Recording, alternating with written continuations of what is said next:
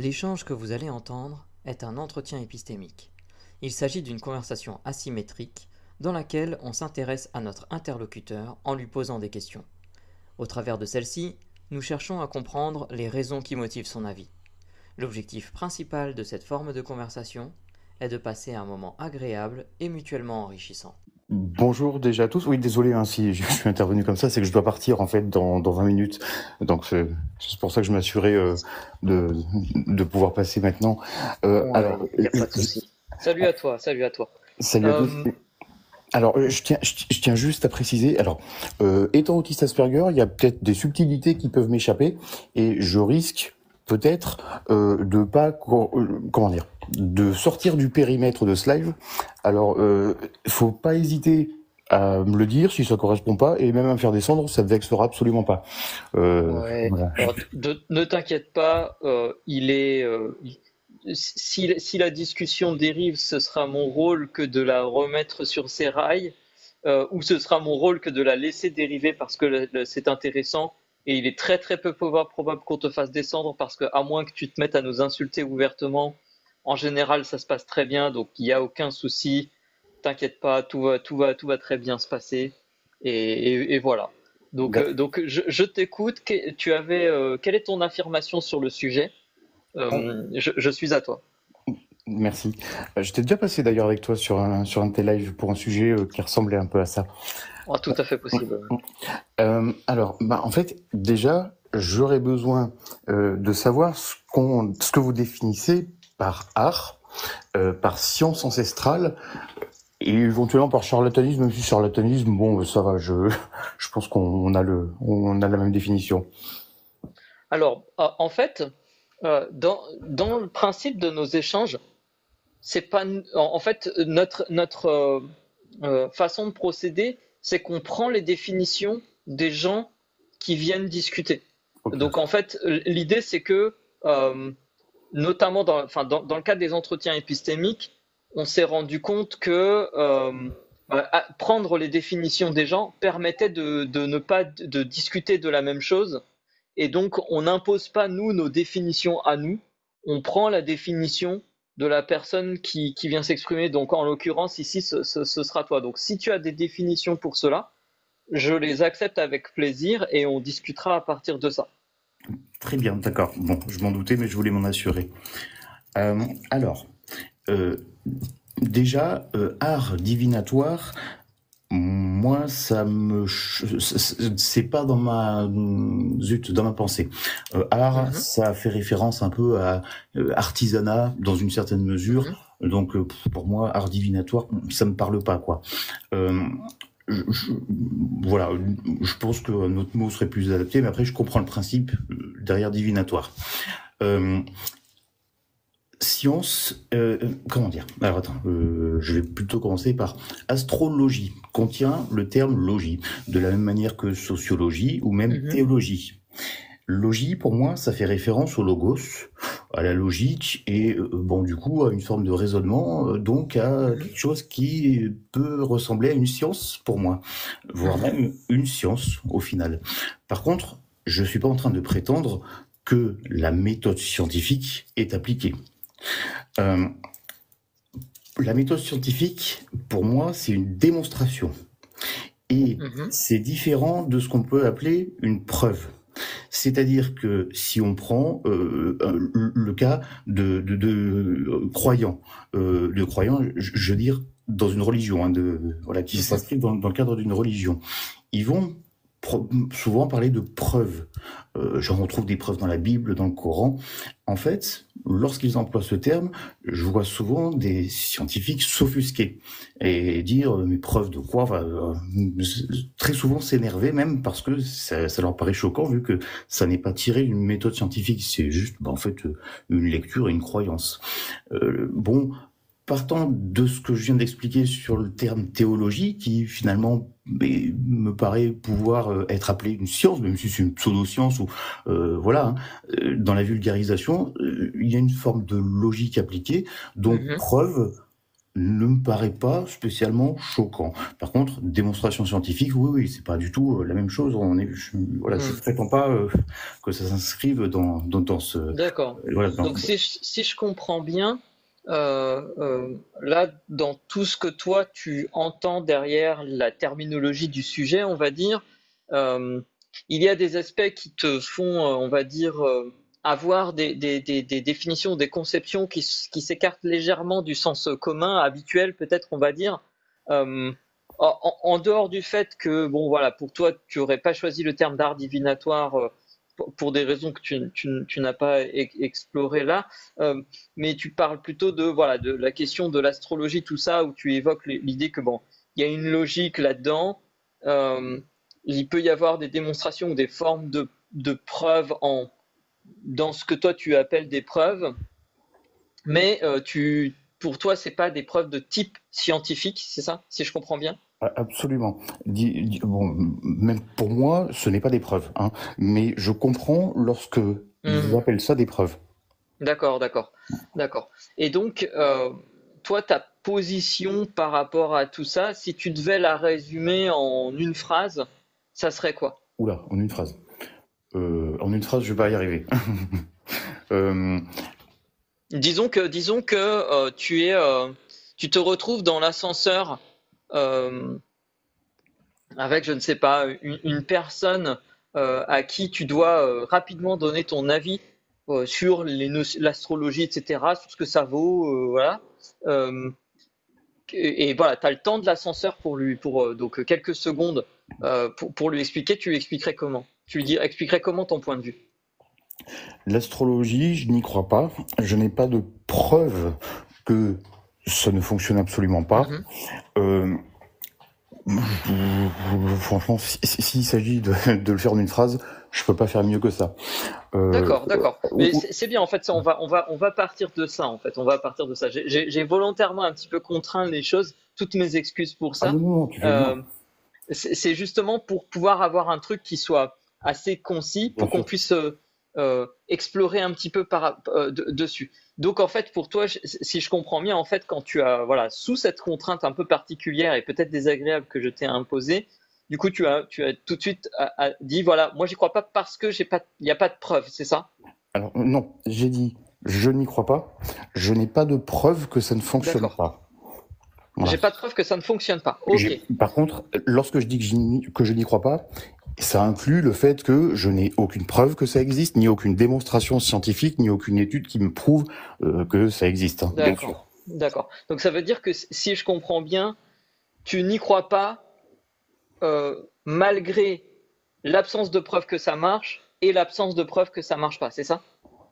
Je veux dire que je n'y crois pas parce que les études que j'ai pu lire, et il me Mhm. semble qu'il n'y en a pas qui disent le contraire, en tout cas pas de fiable, euh, euh, euh, concluent qu'il n'y a pas plus de réussite que de hasard. Mhm.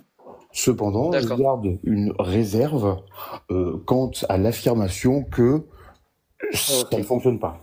Ok, bah c'est parfait. Ça nous amène tout naturellement à quelque chose qu'on fait régulièrement, qui sont des échelles. Et donc, du coup, si tu devais te placer sur une échelle, on va dire, de niveau de conviction, ou de niveau ouais, de conviction dans ta croyance, tu te placerais où, sachant que zéro, ce serait, bah, j'ai toutes les raisons de douter de ma position, donc ta position c'est je n'y crois pas, et 100 c'est j'ai toutes les raisons d'adhérer à ma position, alors je n'y crois pas. Alors, concernant l'astrologie ou l'astrologie et les arts divinatoires. L'astrologie, parce que comme on avait vu que voilà, les arts D'accord, divinatoires, pour toi, la c'est ça. terminologie n'était peut-être pas terrible, restons sur l'astrologie si tu le veux bien. L'astrologie, un. Hein, donc t'es pas du tout certain. Pardon, parce que peut-être ma Je question n'y était crois, mal formulée. je n'y crois pas, je n'y crois pas, quoi. Enfin, Voilà, donc en gros, à, tu y crois à 1%, c'est ça? non, je crois que c'était sur une échelle de, 1 à 10, de 0 à 10. Donc, De 0 à 100. De ah, 0 de à 0 à 100, 100. Non, non, 10, excuse-moi. C'est que 10%. j'ai été un peu, j'ai été perturbé par un propos dans les commentaires. Alors, je sais pas s'il faut que je rebondisse sur les commentaires aussi ou si je reste Mieux vaut les ignorer. très bien. Donc, du coup, tu y crois, on va dire, à 10%. Donc, majoritairement, tu n'y crois pas. Et c'est quelque chose que tu m'as dit. Qu'est-ce qui fait que tu es à 10% plutôt qu'à 20% ou qu'à 1%? Ben, c'est la pondération que je mets à l'aspect réserve que j'évoquais tout à l'heure. D'accord, d'accord. Donc, c'est une sorte de prudence de principe, c'est ça? J'ai même envie de dire, c'est une sorte de prudence.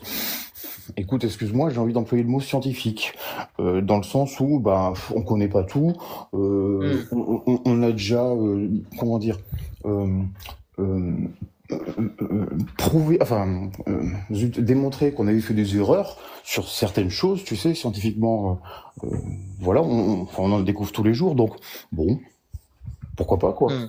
Hmm. Qu'est-ce qui ferait que, qu'est-ce qui ferait que tu bougerais ton curseur pour le descendre encore? Une étude fiable qui démontrerait que non, j'en sais rien, ouais, ouais, qui montrerait que ça.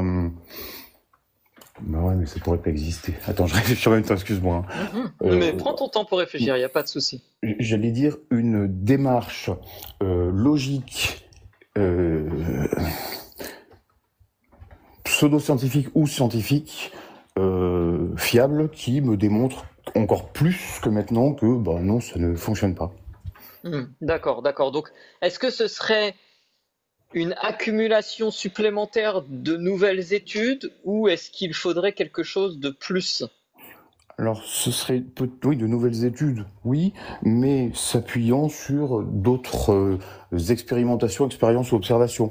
J'en sais rien, moi. D'accord. Je te dis une bêtise, hein, une mesure de l'effet de la gravitation des étoiles, tu vois, enfin, qui est Hmm. nul, ou enfin, voilà, quelque chose dans le genre, quoi, qui n'influe pas sur le cerveau, tu vois, globalement quelque chose dans le Hmm. genre. Bon, ça, je crois pas que ça existe, donc c'est un une démonstration supplémentaire scientifique que il n'y a rien.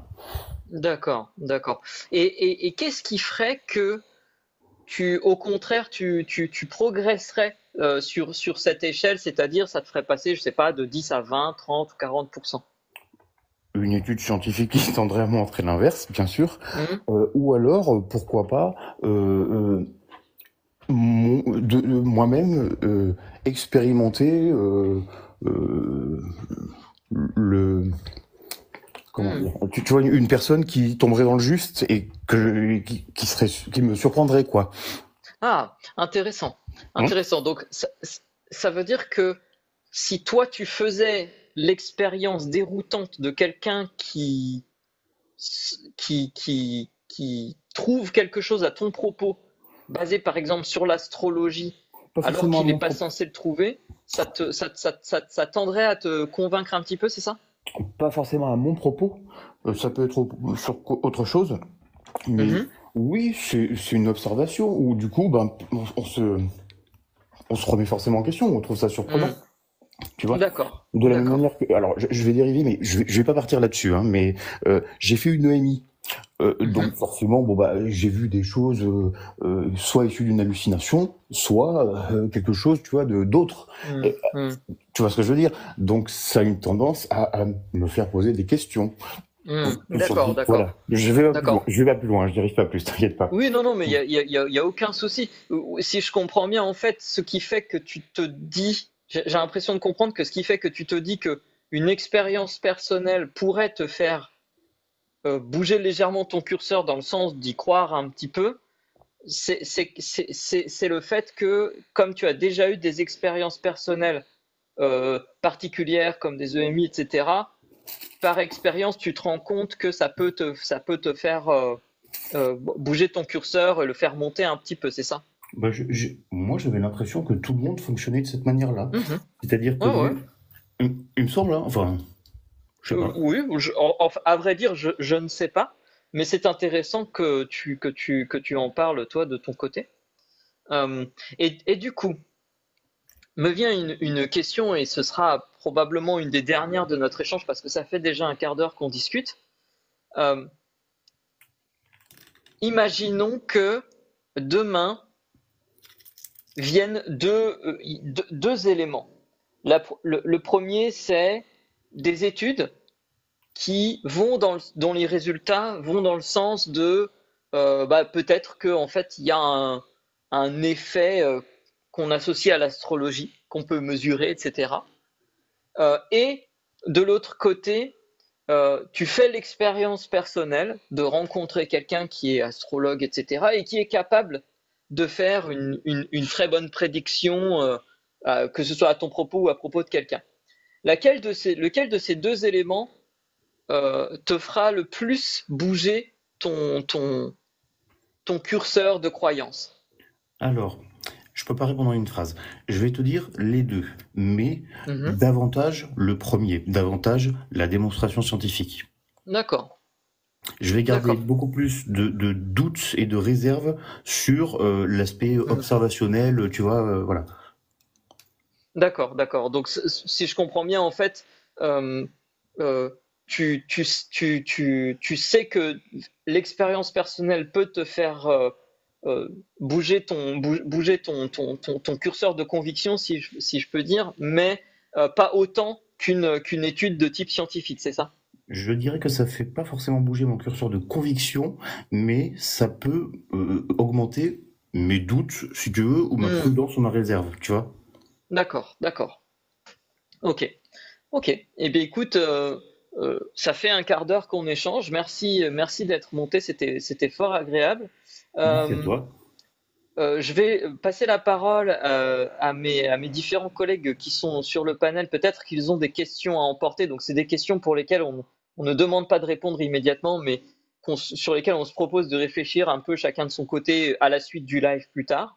Donc, s'ils en ont, je les invite à les poser. C'est une quand même. Tu disais que ce qui te ferait baisser sur ton échelle à moins de 10%, ce serait une étude scientifique qui montrerait grosso modo que l'astrologie est faux. Faudrait qu'elle contienne quoi cette étude pour que tu la trouves convaincante?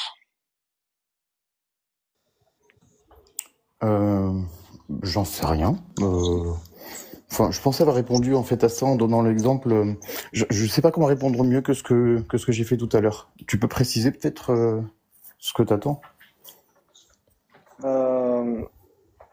J'ai peut-être manqué cette partie-là, alors c'est peut-être de ma faute du coup, excuse-moi. Si tu l'as déjà expliqué. Je sais pas, c'est peut-être moi qui ai pas compris ou je peux. Attends, je vais répondre une deuxième fois. Alors, j'ai dit tout à l'heure que ce que j'attendais dans cette étude, c'était des éléments supplémentaires mesurés, par exemple, que ça ne fonctionne pas. Du style, une étude de l'effet gravitationnel nul de la part des étoiles, hein, je veux dire, sur le cerveau ou quelque chose comme ça, tu vois. Ok. Et à ta connaissance, il n'y a pas d'études qui montrent déjà ça? Je t'ai mal entendu, ça a coupé un peu, excuse-moi. Pardon, excuse-moi. À ta connaissance, ce genre d'études n'existe pas, du coup? Je ne crois. Alors, il me semble que j'ai peut-être lu quelque chose de vague comme ça. Mais t'en as pas entendu parler plus que ça. Voilà, disons, Ok. c'est un exemple parmi tant d'autres. Et puis, bon, les sciences évoluant et les outils aussi, il peut y avoir les mêmes expérimentations mais avec des outils qui permettent une précision supplémentaire, qui apportent plus de, tu vois, encore plus de crédit aux conclusions des études précédentes, quoi. Voilà. Ok, je te remercie. Je t'en prie. J'espère que j'ai répondu du coup assez complètement à ce que tu demandais. Oui, ça va. Merci.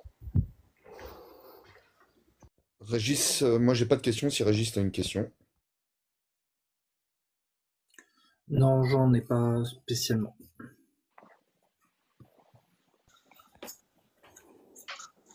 Ok. C'est très inspirant.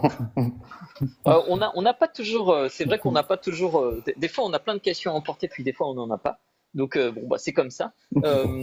C'est pas grave. Ça reste bien pour autant. Merci d'être monté. Comment ça s'est passé pour toi cet échange? Très bien, très agréable, ben, comme la dernière fois avec toi de toute façon. Merci d'avoir recadré. Tu l'as fait dès le début au bon moment, je pense. Voilà. Bon, bah, c'est super. Ce genre d'échange, tu trouves que ça te fait réfléchir ou t'as Oui. déjà tes idées bien posées Non, ça me fait réfléchir et surtout, comment dire?